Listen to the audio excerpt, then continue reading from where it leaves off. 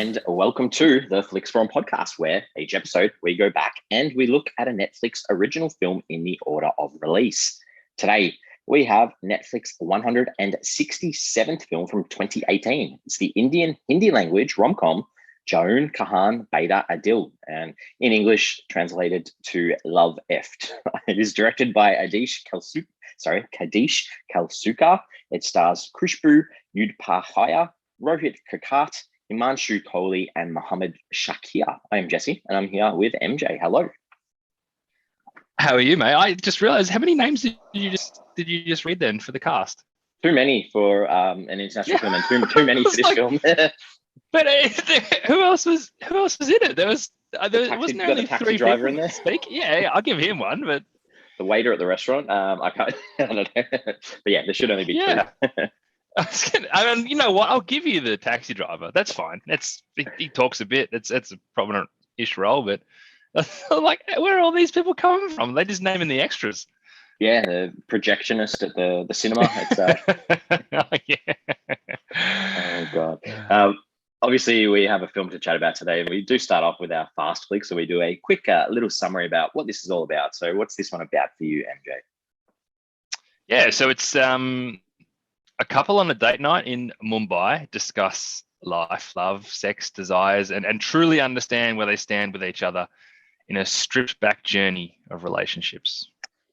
I like the context you've given, and I went a bit more basic. I was like, this is an insight into the day of a couple in Mumbai. I was like, I don't know how much to give away, and I guess that's a good chance for us to say, if you haven't seen this, you're probably the majority of the world, but if you haven't seen it, then and you want to watch it, give us a pause and come back, because we're gonna spoil this one, I'm sure. Yeah, we'll probably be probably one of the first people to spoil this film for those.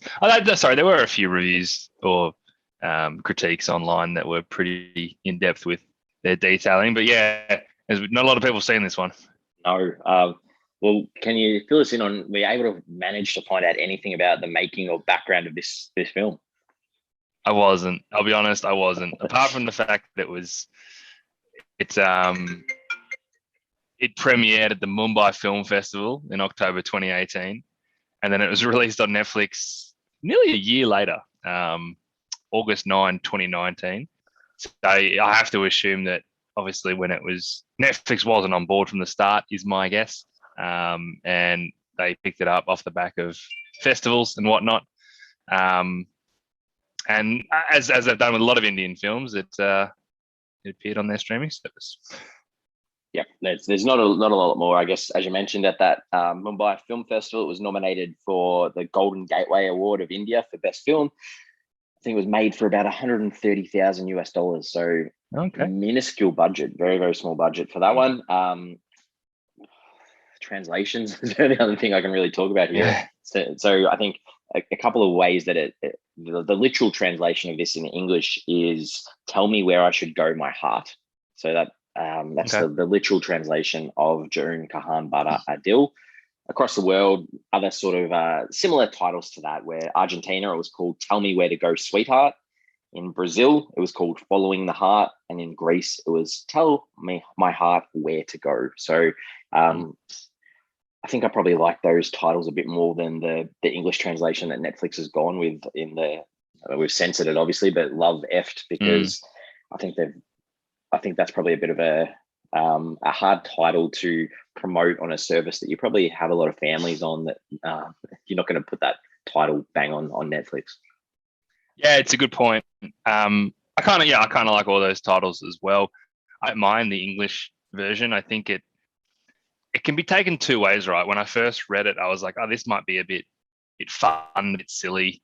But in a literal sense, like, this film does kind of fit the whole love eft terminology in a really raw way.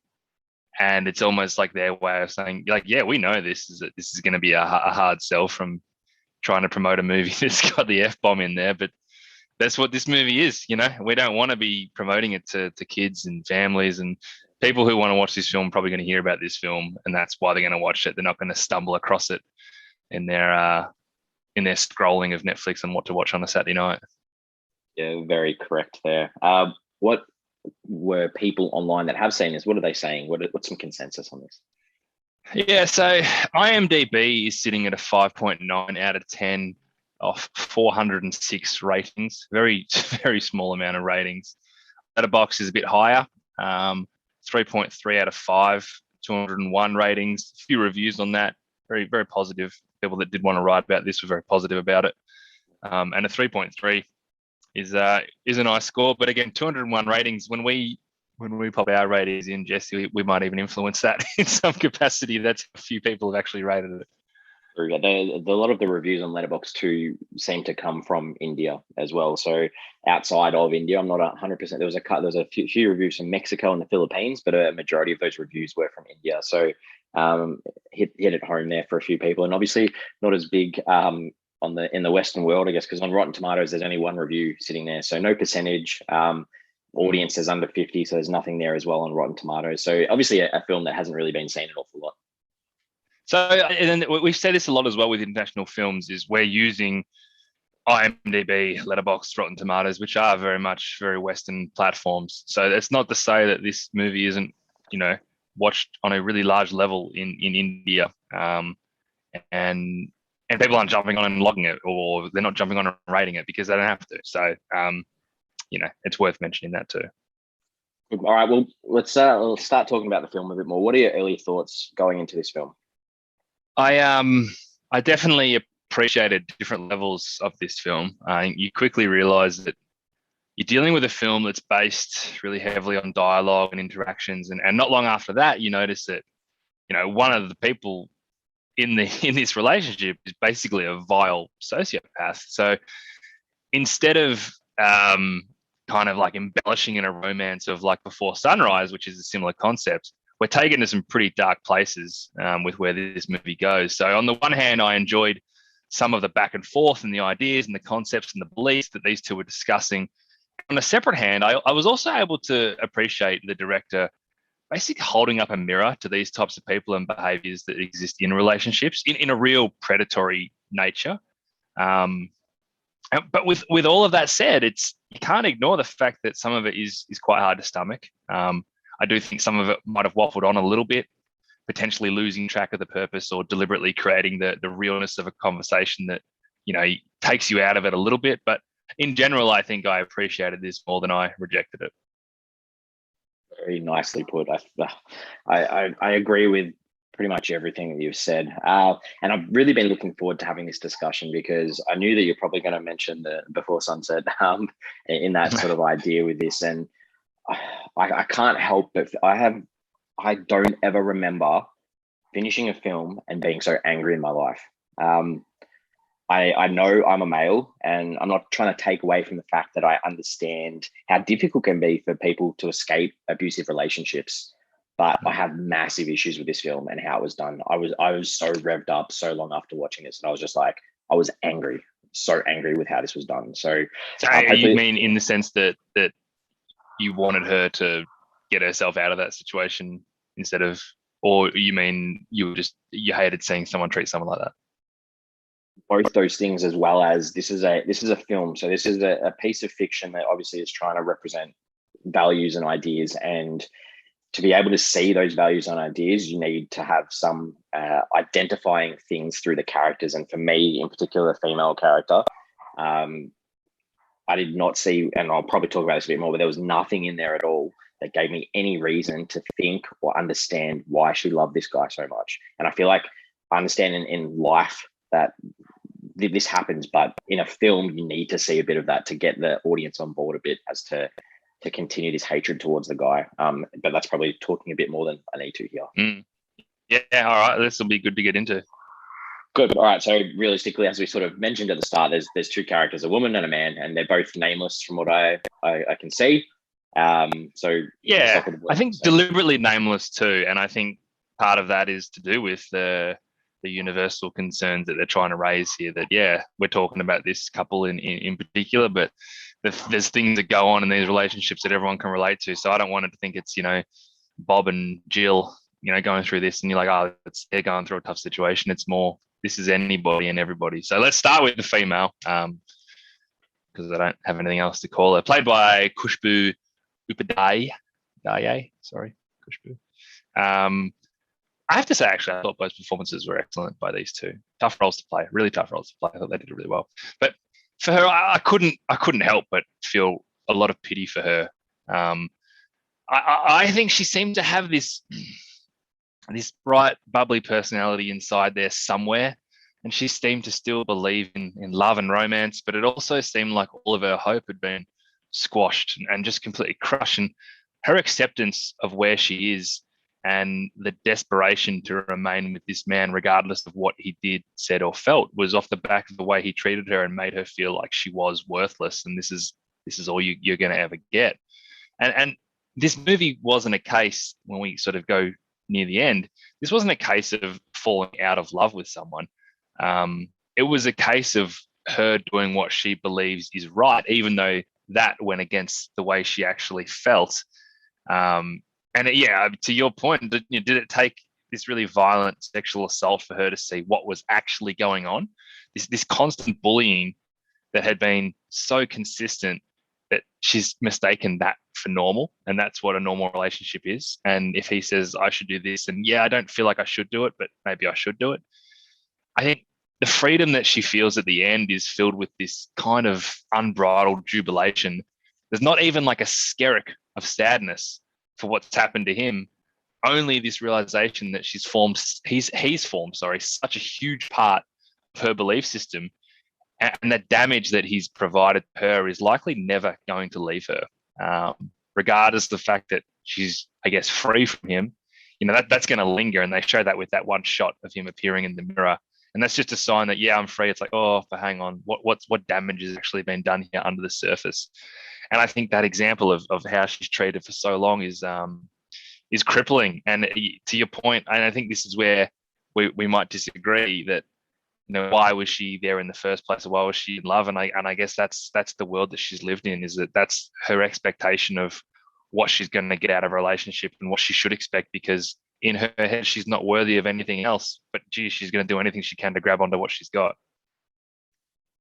I really thoroughly enjoyed listening to your take on that, because I completely agree and understand all of it. I think you put it nicely together, and I don't really have an awful lot to rebut back or anything like that. I just think that there's moments throughout where they talk about their previous relationships, and she knows that this guy hasn't been able to be with anyone. She's the longest relationship that he's had, and there's mention about her having previous relationships. So in the back of my mind, I think, hey, you've had previous boyfriends, and I'm sure that none of them were like this guy. So you know what it can be like to be loved. You know what it can be like to have feelings for someone that isn't so horrible to you. So the idea of her being in love and tolerating his actions because of this love, I guess that was my major issue with the film, because I didn't see one inkling. And I understand, like I said at the start, I understand that this is trying to show what can happen in life. But for a narrative film, I needed to see one thing that led to me believing one little frame of why she loves him. What about it is appealing to him, because I did not see one appealing thing about him at all that made it believable that this was a real relationship, because I don't know their previous year together. I don't know if the past year, they went on holidays, they did nice things together, they went and had ice cream, they went to the beach, whatever they did. I needed some background to that to actually believe that that's why this relationship was continuing.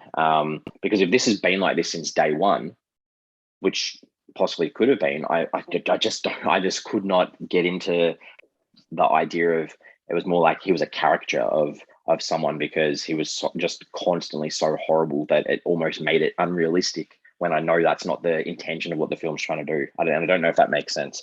No, it does make sense.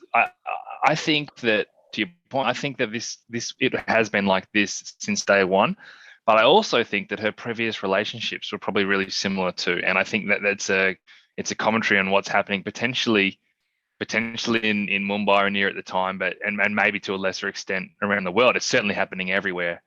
Maybe it's quite prevalent. And I think what's really important is that scene with the taxi driver, when he basically says, I have no problem with what you did. We in the whole film, we talk to three characters. We hear three characters with dialogue, and the only other one that we hear, it's important to know that he's siding with the man when there's basically a pretend, it's more sexual assault happening in that cab. He turns around and says, I got no problem with that, and starts talking about how annoyed he is at the police for shutting down his system of getting people to hook up in his taxi. This is all we hear from the male side of this is how they act and behave. I'm not thinking that her previous 3 or 4 relationships were any different to this. And that's why there's a level of her being so desperate to hang on to anything that she can get, because this is the way she expects to be treated. And as I said, like, there is this level of romance inside her that pops out every now and then and just gets crushed immediately. And it's so sad. It's so sad, but like it happens. And like, I don't know, maybe I just wanted to see some strength from the reason why she's broken up in those previous relationships, and how has she managed to walk away from those ones when she hasn't been able to in this one. I just feel like there needed some extra context. But I think that's the taxi driver and his response. That's an excellent observation on how males are shown through this film, and definitely not in a positive way at all. Like this, and we'll probably lead into the guy now, but what a horrible piece of work he was. I mean, look, and everything you're saying is true as well. And it's a stretch to enjoy this film or appreciate this film. I completely understand with that. And everything you're saying is true as well. I think I went down the bleak side of things and just automatically thought, well, this is something that somebody wants to tell me, and I need to listen to it because it's happening. And yeah, it sucks, but don't shy away from it. But I mean, let's talk about I struggle to think of a character that's worse than him. Like, just a disgusting and vile man. He's pathetic, and he's a pig-headed bully. But you know what actually worked for me with this character was his justification behind all the decisions and beliefs that he had. And I think that's why this movie in general works for me, is that he isn't necessarily just this pig for the sake of being a pig in a movie. The bad guy is a bad guy because he's a bad guy. In his head, he basically can justify every thought that he has. And it's all based around his own selfishness. But why should we get married if there's a chance that I meet someone else and fall in love with her? Fair enough. Like, it's not a very good way to treat someone, but it's honest, and I can understand where you're coming from. I wouldn't do the same thing, because then he's like, I'll just break your heart. He's literally saying, like, I don't want to get married to you because I might fall in love with someone else, which... And I'm not trying to say that this is a good way to act, but I'm trying to say that he is making decisions that make sense to him, and he can justify those decisions. And I listened to them and said, I think you're a gross man, but I get what you're saying, and I can understand where your brain's actually working. Because on some cases, it's a warped mentality, but you do understand the reasoning behind it. And it's these sociopathic decisions that make you detest him so much, because there's so much selfishness just behind everything that he does. And he's just got this really negative outlook on absolutely everything, whether it's politics or love or marriage or jobs or movies. Everything is negative. He's just this constant pessimist. But I think what makes him worse is he's also a real bully, and a conscious bully. The way he talks down to her, the way he makes her seem foolish or wrong or unintelligent, that constant battering slowly just eats away at her soul, and until he just purely gets to call the shots. And again, I feel like that's a conscious thing for him. This is how he manipulates a relationship. And when that power shift begins to change in any way, he just attaches. When she says, I'm going to break up with you, he basically just says, oh, that's cool, whatever. And that hurts even more on the other side. And I just think that is just, everything about him was just disgusting. Yeah, the biggest prick I think I've seen in a movie in a long time. And just, you've covered everything so nicely, but the idea that he's this guy that does what he wants, and doesn't like people judging him, but he's happy to judge everyone else. And obviously this movie is through that idea of love, and his shutting down of it multiple times, like you've mentioned. And the idea that he thinks that you shouldn't expect to be loved back. I think that's a really key thing throughout this film, is that we've seen constantly that she keeps going back, I love you, I love you, I love you. And there's never an inkling of him ever wanting to reply that back to her.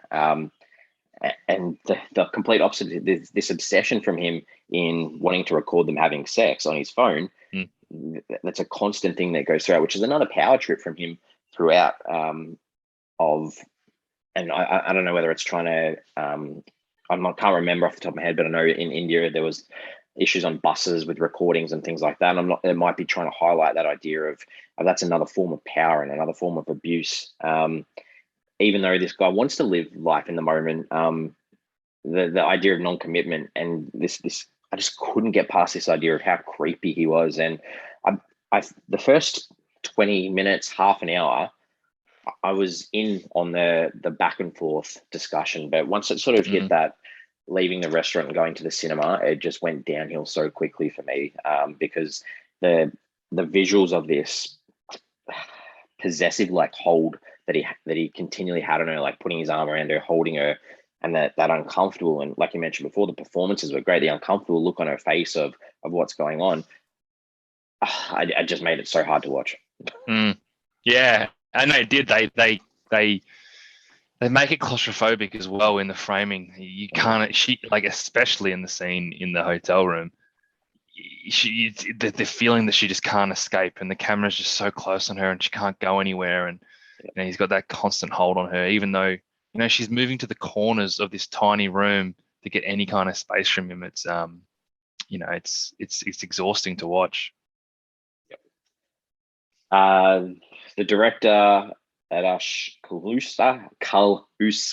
I've stuffed that up multiple times already. By the look of things, the only piece of work that's been done on IMDb, yeah, that's all he's got. But again, there's something about this that I think this is quite artfully made, and I think it's quite a considered piece of cinema, and particularly the way, able to understand the way he frames his shots. Like, he's no novice.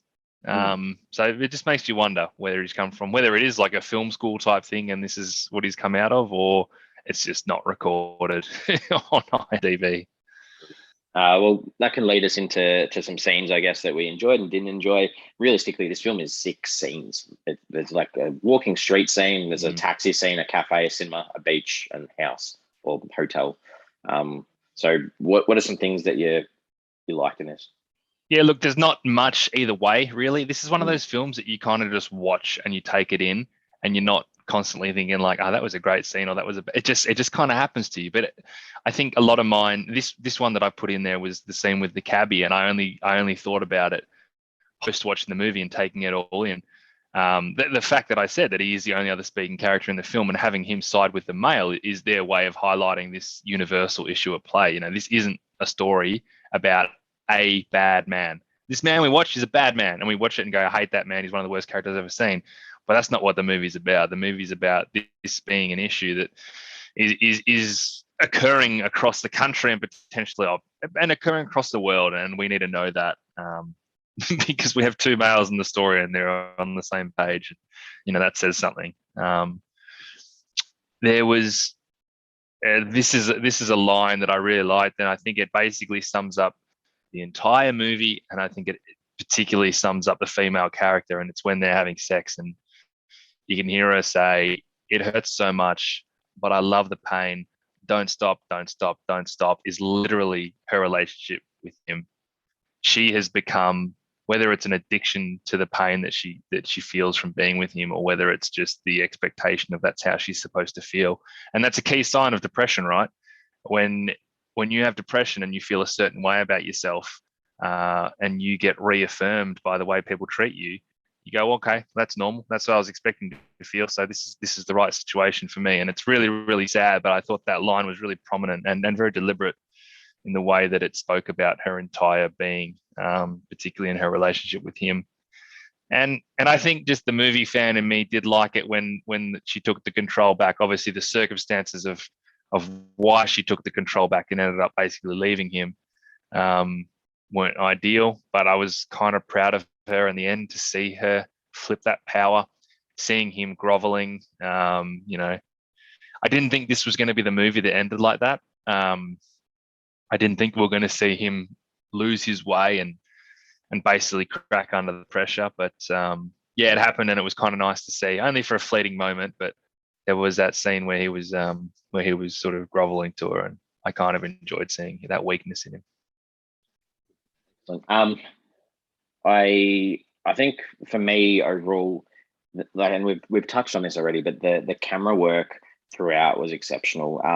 If you just stop and think, hey, we've got these huge scenes that are all pretty much appear to be one takes, but then they're not really. There's lots of editing throughout. The amount of rehearsals for this must have been huge. And that inside as an audience, it's like you're eavesdropping in on this couple, on this conversation. And obviously the no names of the characters all adds to that as well, because it's like this could be happening on any situation or any, street you're walking down, any cinema you're in at the same time. What observations are people actually making on this? And I give lots of credit to that camera work throughout. And like you mentioned, just that the closeness and the space and things like that, really, really well done. And that's all I've got really. Yeah. So let's what are some things that you didn't necessarily like in this? Yeah, and again, there's not much. Clutching at straws here. If anything, I didn't love her begging him not to leave her and then threaten suicide. It didn't seem like what she actually really wanted to do. I can understand the whole maybe understand begging not to leave her, because it really does show where she's at. I think as a logical audience, you're like, this is your ticket. Like, get out of here. You've got the green light. But it sort of works that she did. But the whole suicide thing probably took it to a level that, I don't know. I think I was just enjoying the back and forth of the conversation. Now it could sort of change and shift so quickly, and the suicide thing took it to a different place. And I'm not downplaying suicide in any way. I just didn't think the movie was. I'm not even trying to say that it was too dark to go there, because the movie went, arguably darker. But it just felt a bit off. I don't know. But again, I'm clutching at straws for that one. And the only other thing I didn't like was I thought the climax was just a bit bizarre. Did he need to get hit by a vehicle? I think seeing him weakened and begging her to come back when she left him was almost more satisfying than him getting hit by a vehicle. I wonder if that was tried to use to see her clean break from him. But the whole dancing scene, I get it. I completely get it. I know where it was coming from. It just felt a bit bizarre to me. It's okay that the tone shifted, because that scene was saying something completely different to everything in the whole film. But yeah, it just felt strange. It felt very, very strange. Completely agree with you. I think the idea of her regaining that power a little bit, and forcing him to to laugh so she can slap him and record it, and her walking away is so much more impactful than her walking away and him getting hit by a car. Because realistically, you've put this girl through so much to get to this stage where she is happy, or she can confide in herself and be like, I'm ready to move on with my life.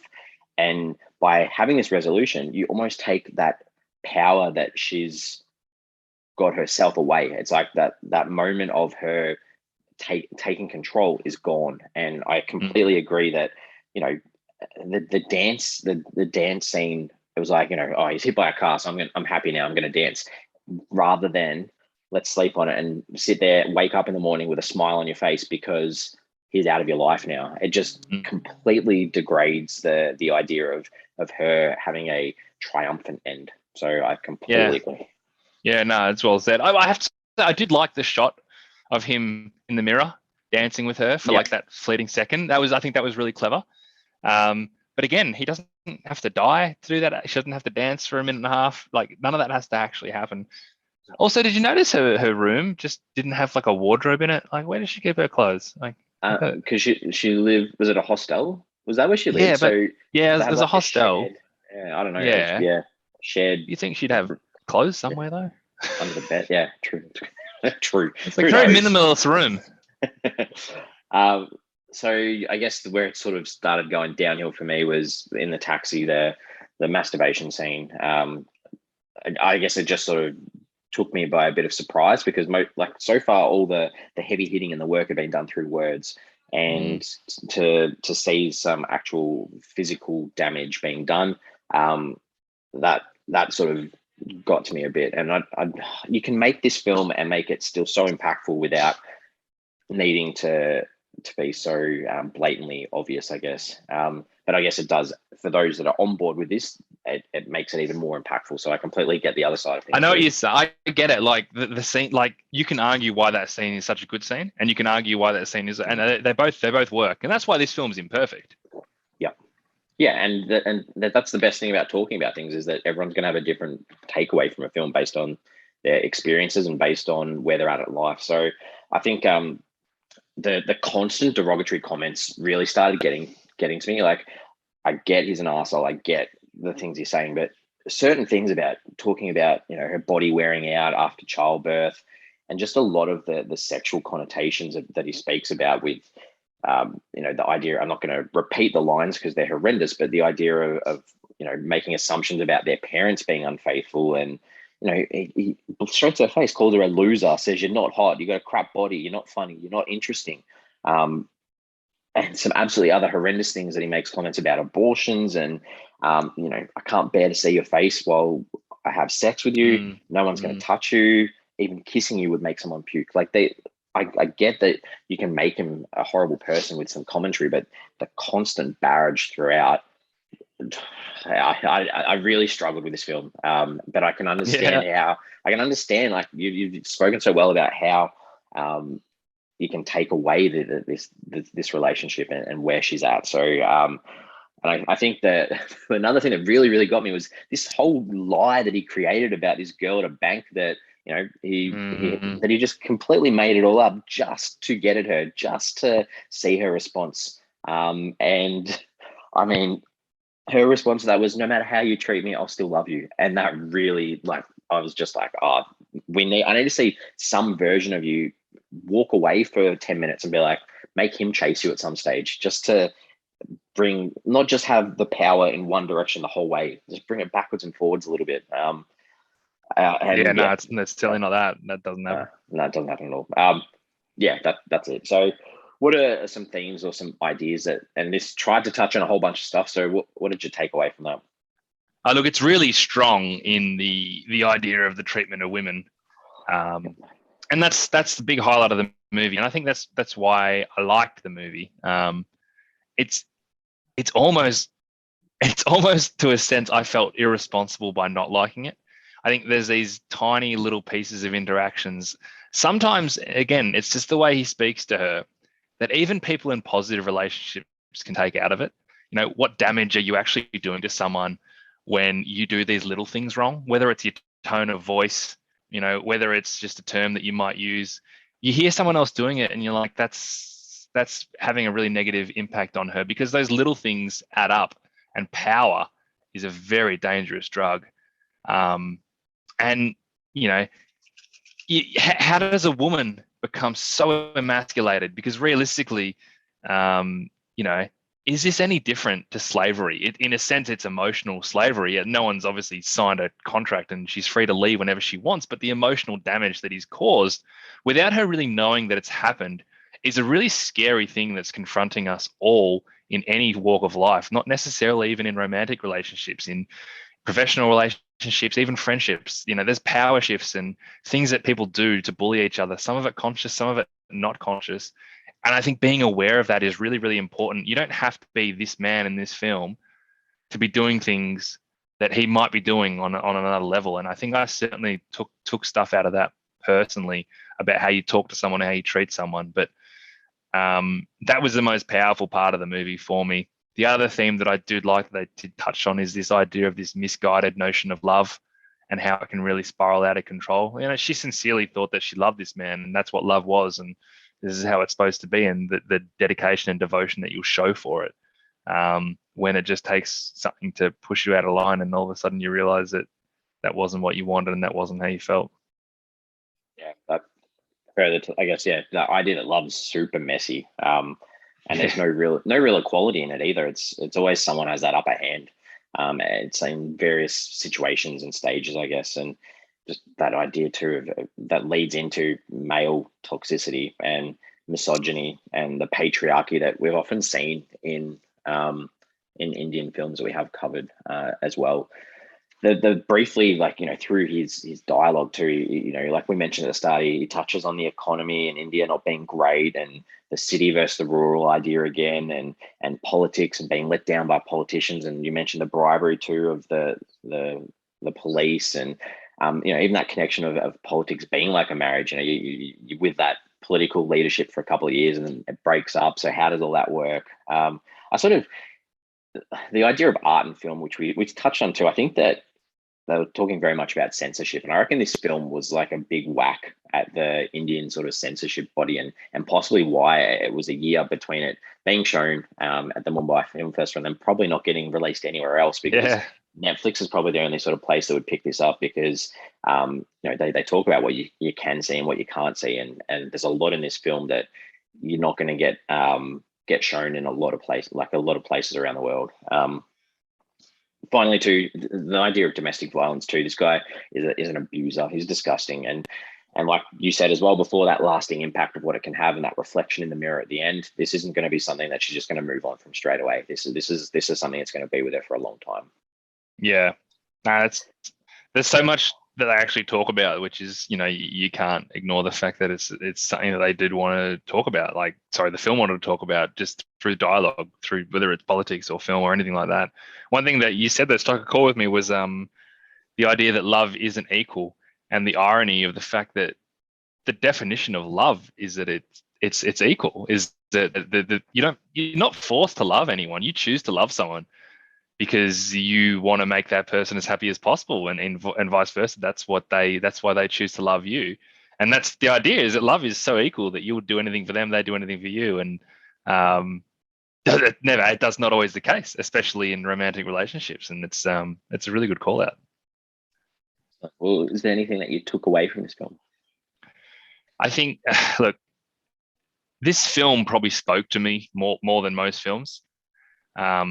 And a good film, no matter whether it's like this or it's an action-packed adventure, it's always going to have those important human truths that speak to the audience. And this film was obviously far less subtle in preaching its message, but it resonated with me nonetheless. I do love a whimsical dialogue-driven drama, but this one did teach me that there is a level of enjoyment that still needs to be had to truly elevate a film of this nature. It's important, yes. Is it entertaining? No, it's not entertaining, this film. So, I mean, that's still important. I love that sentiment that you just said.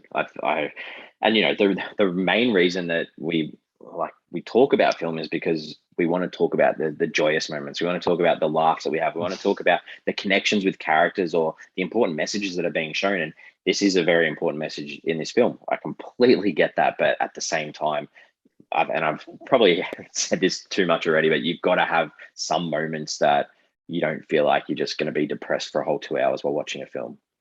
You have to. And you know what? A good film can do both. And it's a really hard thing to do. Really hard thing to do. But when you walk out of, your favorite films, it's because you connected to it on a level that you weren't expecting to connect to. That film literally spoke to you. But you had a blast watching it too. You were on the edge of your seat. You weren't sure it was going to go. You love the performances. There's so much that goes into it. And this film did one part of that really, really well, but neglected the other part of it. So, and that's fine as well. That's they knew they were doing it at the time. Yeah, the graphic dialogue and the sex scene just really, really got me down. Let's move on. Did you go onto IMDb to check out any of the three characters? No, I didn't. No, I didn't recognize any of them. Good. Any questions that you wanted to ask? Yeah, I think, how quickly did you realize that this was a really bad guy? Pretty early. Like you work it out pretty early on. I think like that, just through some of the talk and the self obsession and the self-righteousness that he has in some of his opinions and views on what he talks about as they're walking. It's just like, who is this guy? Like, how does he think he's all this and that when we don't even know this guy yet? That's true. I mean, there's a level of you waiting for it to balance out a little bit. Something's going to happen. He's going to be like, okay, he's got a good sense of humor or something like that. And that's why he's just being a bit of an asshole. But I love it looking back on it. When she first arrives to meet him, and the first thing I think she says to him is, she's like, all right, have at me. I'm late. I know. Like, she's there, like, left work late. She's getting her makeup done on the bus or whatever. And she's probably just stressing about the fact that he's going to get mad at her for being late. And that right there is their relationship. Like, it's there from the very, very start. But yeah, it took me a while to realize how bad he actually was. I was kind of waiting, and maybe that's the the romantic in me, but I was like, there's something here. Something's gonna happen. I'm like, okay, stop, reassess. This film is talking about something very different. Yeah. I got nothing. I got nothing. Absolutely nothing. And yeah. All right, let's put this one together. We come up with a rating out of 5, and tell us your thoughts on this one. Yeah, look, I'm not going to pretend for 1 second that I enjoyed watching this or that I would rush back to start it again, but its importance resonated with me very, very quickly, and I felt obliged to swallow it up, recognize its realness and its pain, because it was speaking to me on a certain level. With all of that said, though, as we just spoke about, to truly appreciate a film, I do need to enjoy it in a positive way as well. This film, important as it is, it was stripped of any positivity. And so whilst it really nailed one component, it did so at the detriment of another. You need both to really work, but it's still 3 stars for me. Yeah, and I think I'll start off by saying that I really needed to talk about this one with you, and I'm so glad that you are able to put me through a version where it's understandable as to how this can connect, because I think that's really important, that this film does connect, and there's nothing wrong with that at all. And even going through this, like I'm sitting here having memories of this film, and I'm feeling sad just by talking about this film. So I really can't wait to put this one in the back of the mind, I think, because I think the message of toxic masculinity is really, really important, and it needs to be highlighted, it needs to be taught, it needs to be shared across the world. The medium of film, it needs to be done through empathy and compassion. Shock tactics are okay at times, but to me, like, this was way off. Having such hatred towards a character is fine. There's nothing wrong with that, but you need some kind of satisfaction in their demise, and him being hit by a bus just like, I don't know, just did nothing for me. So I needed some kind of connection with the victim, and this was all missing for me. I'm giving it half a star for the camera work, and that's it. Oh no, that's a low score. That's it. That's all I can. And half star done. Do you know the irony? The irony of all this is that everything that you said is how you're supposed to feel, and that's why they means it go out worked on a limb, right? Yeah. But it doesn't mean it worked in terms of enjoying a film. But it does, as long as you can strip back why it's being said and what the issue is, and if you can recognize that, then I don't reckon they care whether you give this half a star or 5 stars. Yep. But if you can go, well, this is actually a pretty bad thing, and if you take that out of it, that's why they made this film. They didn't make this film necessarily to win awards. They didn't make it to make a lot of money or get box office. They made it to educate people. Because the way you felt was pretty similar to the way I felt throughout most of the film. I don't want to really revisit it, but I do enjoy that I learned some stuff from it. Yeah, and I think both takes are 100% fine, and I completely think that it's on track. That they've done what they needed to do to me, is to highlight exactly what you've said, and yeah, it's been highlighted to me. But as an experience through film, I'd much probably prefer to read a memoir about this, or watch an interview on Oprah or something along those lines, than dedicate 2 hours to a narrative film to see that, especially with a lot of what was seen in this film. For sure. Anyway. Yeah, no, for sure. I get it. Anyway, we'll move on. We've got socials, we've got Twitter, we've got Facebook and Instagram. Give us a follow, give us a like if you can. Just wanted to put out there, because I want to hear thoughts on why didn't this film work for people? Because I just think we've had a chat, and I'd really like to see some other thoughts too. Yeah, and it's worth reading some reviews and getting that real temperature gauge. Good, excellent. Well, we're back again next week. Next week's a comedy, so hopefully, I might give this 5 stars no matter what, just to bring me up a bit. Netflix knew what they were doing with their scheduling. They wanted to whack you down and bring you back up. So, based on what it is, this might not be the case. From 2019, this is Sextuplets, which is directed by Michael Tides, starring Marlon Wayans, Brescia Webb, Michael Ian Black, Molyn Shannon, and Glenn Turman. So this is the follow-up to a film that we did a while ago. Same director, same actor. Was that one Naked? But it's not a follow-up. They're not related. No, sorry, they're not. Well, it's the same director, same. I think. Sorry, yeah. The deal that they did. So okay. That's what we've got. coming up Cool. next week. That'll be good. Yeah. I'm a scary movie fan. That's a scary movie, right? That will be right. Yeah, we'll be good. So thank you. I've really appreciated hearing your thoughts on this one. It's been good. It would have been bleak not being able to talk about that one, I think. Yeah, I think so too. Like I mentioned, I was, for like half an hour afterwards, I was just furious. Yeah. So it's left an impact on me, that's for sure. Yeah, good. All right. I'll see you next week. Sounds good.